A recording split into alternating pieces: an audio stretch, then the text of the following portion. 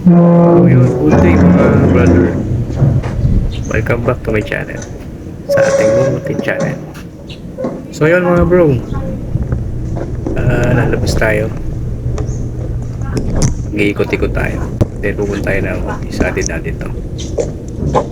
So yan mga brother. Samahan nyo. I-testing na rin tuloy natin yung ating kadena. So kalilinis lang natin ito mga brother. Pakiramdaman natin kung tahimik na ba siya. So yun mga bro.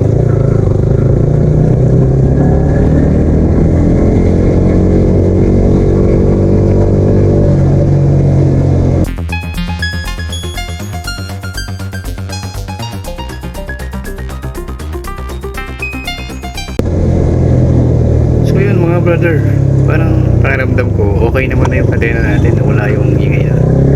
Tsaka yung lagatok nawala mga bro. Ayun, effective talaga yung ginawa natin. So pwede nyo rin sabukan mga brother.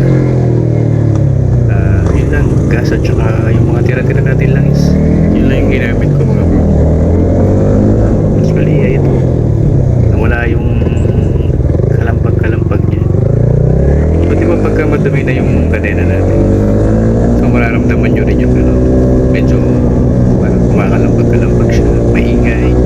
Doon lang yun mga bro, doon nag-focus yung ingay sa dumi or maluwag na yung kadena natin. Sa dalawa na yun mga brother, doon lang talaga siya.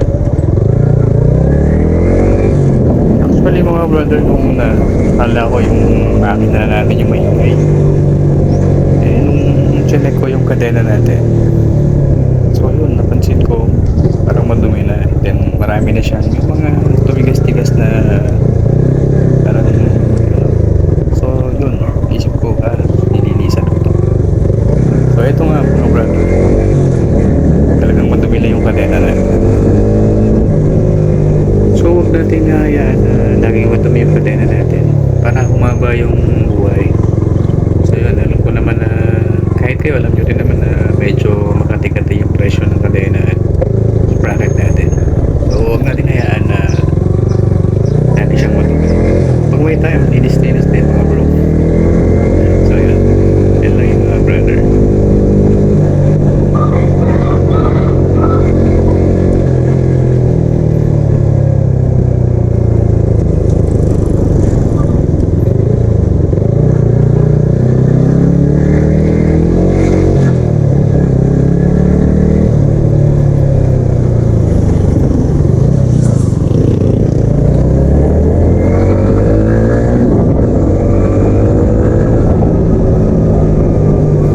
So isa lang naman yung ano ko dito mga brother, KMT.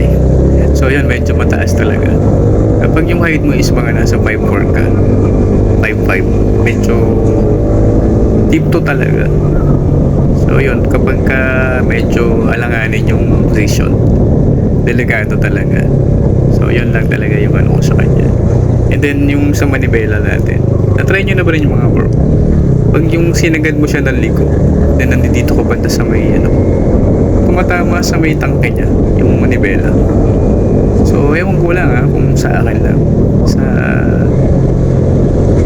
experience ko yun yung nangyayari. So yun yung ayaw ko sa kanya, yun yung once na bakit sumatama yung manibela, yung kamay mo parang sasabit, yung may ipit ka. Pero merong solusyon dyan mga brother. Nung kay Dominar ko, hindi ako ng handle varizer. Yung nagsasalpak ko na siya. Nasa 1 inches yata yung haba. So kapag hindi tayo busy mga bro, bibili tayo ng ikakamit. Share ko yun sa inyo para magkaroon kayo ng idea. So hindi ko lang sure kung meron katuwa. So parang medyo mataas yung handlebar natin. Parang lalong upper position yun. So yun, try natin yung mga bro.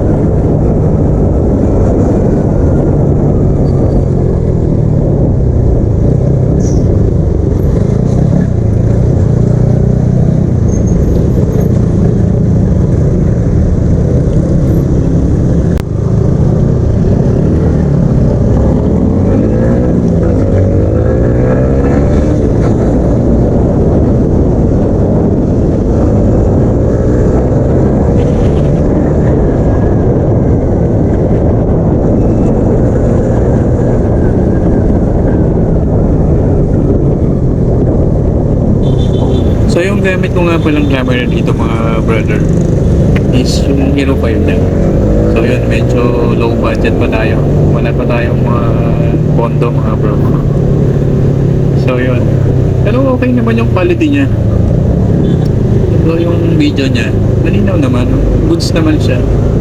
Yun nga lang talagang... Pero para sa akin, okay na siya mga brother. Kapag nagkaroon tayo ng medyo maluwag-luwag, nagkaroon tayo ng pondo. So bibili tayo ng camera na isa. So siguro yung 360 kunin natin. Yun. Tapos mag long ride tayo. Sana makapag long ride tayo. Yun, ride safe lagi mga brother. Ingat tayo lagi sa daan. So yun, konting dasal, gano'n. Samahan natin ng dasal mga brother. Siyempre kailangan pag-ingat. Dapat lagi kang alerto. So yun. Yun lang yung mga tip na bibigay. Isa pa dito sa kalsada mga brother, itong sinusundan natin na to, medyo mahirap to eh. So karamihan may nakikita ako na ganyan, tapos pumapasok sila sa kanan. So yun mga brother, iwasan natin pumasok sa kanan. So huwag ganyan kalaki. Huwag na tayong sumiksik. Galing natin mga brother na nandito tayo lagi sa kalimutan. So para kita tayo ng driver. So nasa driving position tayo. Driving position. Okay. So yun mga brother. Mas safe ka kapag nandito ka lagi sa kaliwa. Kesa yung nasa kanan ka. Kasi blind spot yan mga brother. Mahirap pumasok yun. So yun lang yung mga tatandaan natin para iwas disgrasya. So yun mga brother. Ride safe lagi tayo.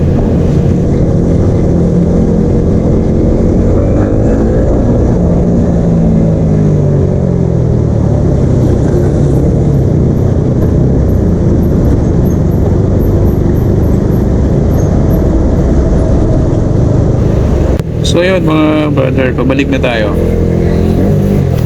Yun lang, medyo yun, tanggal na yung kate mga brother. Nakapag-drive ka kahit paano.